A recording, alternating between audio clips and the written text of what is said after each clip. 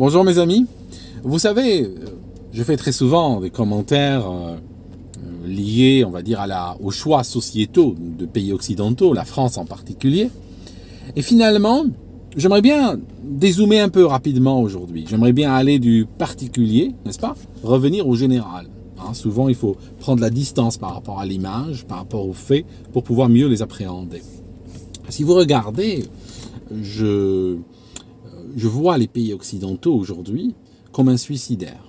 C'est un suicidaire qui prend un flingue pour se tuer. Je lui prends le flingue. Tu lui prends le flingue, 10 minutes plus tard, il a un couteau, il veut se tuer avec. Tu lui prends le couteau. 10 minutes après, il est au bord d'une fenêtre, il veut se précipiter. Ça veut dire qu'en fait, avec cette personne-là, le problème n'est pas nécessairement le couteau, ou la fenêtre ou autre. Le problème, c'est l'intention suicidaire. Et chaque fois, si on regarde, si on focalise sur le moyen d'atteindre cette issue funeste, on ne va jamais s'en sortir. Il faut regarder c'est quoi l'intention. Or, l'Occident aujourd'hui, j'ai l'impression qu'il est en train de recevoir le salaire du péché, littéralement. C'est ahurissant comme il y a cette mentalité suicidaire, qu'à chaque fois qu'on arrive à une croisée de chemin, le choix de la mort est pris. Alors, on avait des choix que j'ai commentés, des choix sociétaux, je ne vais même pas revenir dessus. Là, on est parti sur le Covid. On a ruiné des millions de gens. Ici, au Royaume-Uni, par exemple, on a des millions de gens qui ont perdu leur emploi, qui ont été ruinés, d'autres qui sont en dépression, d'autres qui sont au bord du suicide. On a 5 millions de personnes qui attendent de voir un médecin. On a des diagnostics de cancer par centaines de milliers qu'on n'a plus par rapport aux années passées. Ça signifie que des gens qui couvrent des cancers, qui n'ont même pas reçu de diagnostic, qui n'ont même pas commencé un traitement, on est sur un choix de mort. Aujourd'hui, prenez un pays comme la France, il détruit toutes les valeurs qui étaient affichées. Je ne suis pas assez naïf, mes amis, pour croire, pour vous dire, le pass sanitaire est contraire aux valeurs de la République, quand le font certains. Alors je peux le dire par rhétorique pure, bien sûr. Je peux le dire juste pour parler. Mais au fond, ne me croyez pas si naïf. Je ne vais pas vous dire le pass sanitaire est contraire aux valeurs de la République. J'ai presque envie de dire le contraire. J'ai presque envie de dire qu'il s'aligne parfaitement avec les valeurs de la République telles qu'elles ont été affichées durant les 2 derniers siècles. Mis à part quelques petits apartés comme ça où, on va dire, la République, entre 2 crimes, elle était en train un petit peu de souffler. Parce que, vous savez, même les tueurs en série doivent de temps en temps rentrer chez eux, faire couler une douche, commander une pizza et tout. Je veux dire, les tueurs en série passent pas leur temps à tuer. À un moment donné, il faut une pause. Vous regardez, même les pires criminels, des fois, ils ont eu des pauses, certains, de plusieurs mois, voire de plusieurs années. D'accord? Donc, la République n'est pas mieux que cela. Donc chaque fois, elle se calme un petit peu, et puis après, elle revient avec une nouvelle idée, et souvent une idée de mort. Donc, je disais que je regarde les Français aujourd'hui, qui ont montré un esprit, on va dire, très combatif, c'est une très bonne chose, et puis qui sont sortis, et j'ai vu des arguments très bien développés contre le pass sanitaire. Néanmoins, j'aimerais vous dire un truc. On va jouer un jeu, je vais prendre une image. J'aime bien, je suis mon côté tiers-mondiste, vous le connaissez, je suis africain. Donc, on va utiliser une image. Imaginons que, par exemple, la République veuille instaurer le droit de cuissage. Imaginons qu'il veuille instaurer le droit de cuissage. Une défense rhétorique serait de ce style. Je sors avec un panneau, et on va dire, oui, mais moi, mes filles, elles sont mineures. Il y en a un qui va dire, mes filles sont mineures, elles ont 13 et 14 ans, elles sont mineures. Un autre va dire, oui, mais moi, ma fille, elle a été violentée il y a des années, elle porte encore le traumatisme de cette violence-là. Je ne crois pas que... comment on va faire? Je ne crois pas que le droit de cuissage tienne compte de ce genre de traumatisme. Vous comprenez? Un autre va dire, moi, ma fille, elle a un petit copain, il n'est pas question qu'elle le trempe en subissant un droit de cuissage. Vous voyez la défense rhétorique?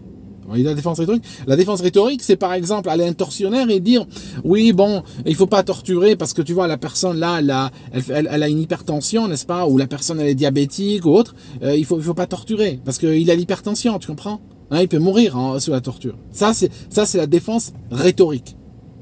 C'est ce que je suis en train d'entendre venant de France. D'accord? C'est ce que je suis en train d'entendre. Je vois littéralement un pays mis sous esclavage par la volonté d'une seule personne. Je vois que les pires réflexes aujourd'hui sont alimentés parce que la France, hein, ce qui s'est passé avec la France dans les années 40, hein, on a passé des années, des décennies à dire plus jamais ça. Plus jamais ça, dans le sens c'était unique, c'était quelque chose qui est arrivé une fois, qui n'arrivera plus jamais. Les jamais perdent très vite leur valeur, se dévaluent très rapidement quand on recommence. Et là, c'est ce qui se passe. Ça veut dire qu'aujourd'hui, tous les traumatismes, et c'est pour ça que les gens utilisent des comparaisons liées à la Deuxième Guerre mondiale, parce que tous les traumatismes qui avaient été étouffés, qui avaient été enfuis, qui avaient été gérés, aujourd'hui remontent à la surface soudainement. Où les gens voient que, sur le plan moral, ils n'ont pas fait 50 mètres depuis 1942. Comprenez le truc? C'est complètement... c'est choquant, et on se demande ce que ça cache derrière.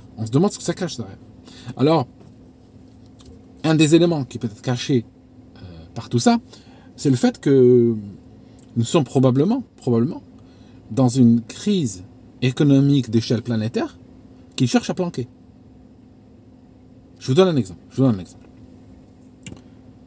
Une banque va afficher maximum de sortie d'argent, on vous donne 500 € de votre compte par mois. Et le mois prochain, il vous dira, on vous donnera un maximum 300 € par mois. Un peu plus tard, pour tout retrait de plus de 150 €, il faut nous donner une semaine de préavis. D'accord? Alors, fais gaffe à une chose. Quand le client moyen voit ça, il va dire, oui, mais c'est mon argent, c'est des mesures liberticides, et tout. Et en parlant de liberticide, il va propulser le débat sur le plan des valeurs. D'accord? On est littéralement sur un plan philosophique. Or, la banque n'est pas en train de te bloquer ton fric parce qu'ils veulent être liberticides, ou ils ont des positions par rapport à la liberté ou pas. Ils sont en train de bloquer ton fric parce qu'ils sont ruinés, parce qu'ils sont au bord de la faillite, parce que les caisses sont vides, et parce qu'ils veulent dissuader à tout prix les gens de retirer l'argent, ne serait-ce que des sommes normales, habituelles. Ils veulent au maximum ralentir une échéance. Parce qu'il faut savoir une chose. La première règle de la faillite, c'est de ne jamais parler de faillite. Donc, si la banque ne parle pas de faillite et va utiliser des expédients, on va utiliser des techniques comme celle-ci, des techniques de ralentissement de faillite, elle va faire quoi? Elle pourra peut-être tenir 5 ans, 10 ans, on ne sait pas. Parce que celui qui va vers une faillite inéluctable, il veut faire quoi? C'est quoi son réflexe? C'est comme celui qui glisse vers un précipice. Il veut ralentir sa chute.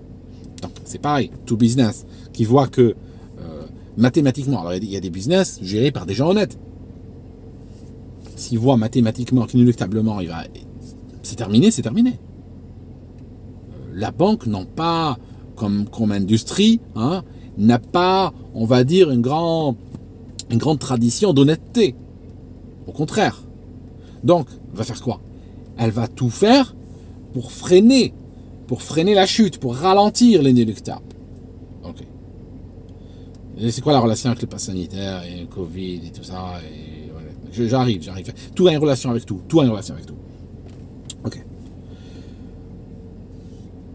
Je disais, la banque cherche à utiliser des mesures qui ne sont pas avoir de logique ou qui sont la liberticide pour cacher quelque chose, pour cacher une faillite. Pareil par rapport à ce qui est en train de se passer aujourd'hui. On est vers une crise économique et financière de dimension biblique. Tous les excès, tous les effets de levier, toutes les spéculations, toutes les impressions de monnaie, tous les trucages, c'est le moment de payer qui arrive, qui est là. Je vous donne juste un chiffre. Vous n'avez pas beaucoup de chiffres, vous n'avez pas besoin de beaucoup de chiffres. Vous avez besoin de savoir un seul chiffre.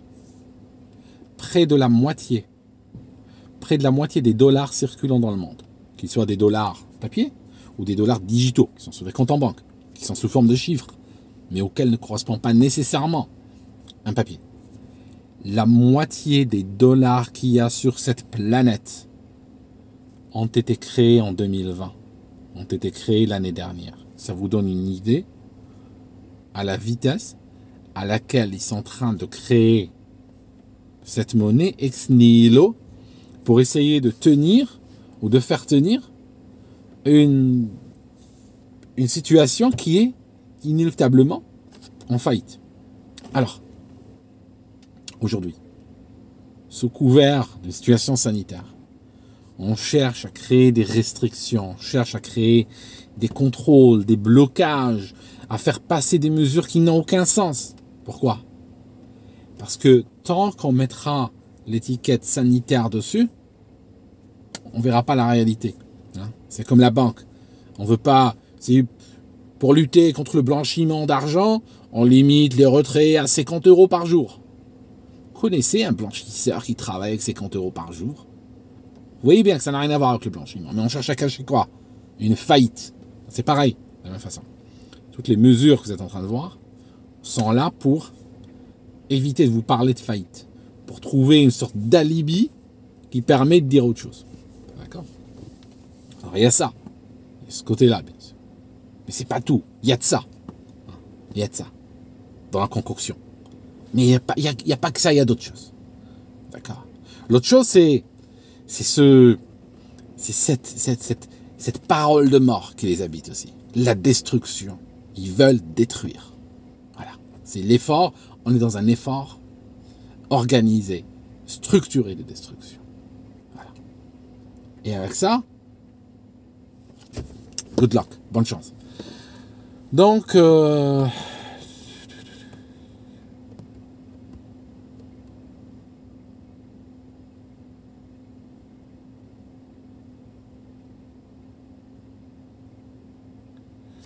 vous dis tout ça. Voilà. Je vous dis tout ça. Et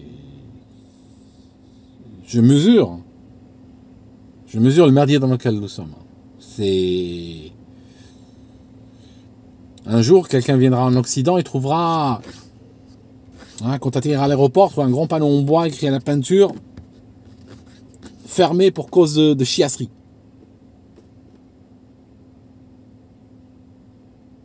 Enfin, mes amis, je vous laisse. Je vous laisse. Des fois, en prononçant, des fois, en enregistrant une vidéo, je la regarde en même temps pendant que je suis en train de l'enregistrer, n'est-ce pas? J'ai la caméra devant moi. Et je me fais peur à moi-même. Je vais me planquer là. À bientôt.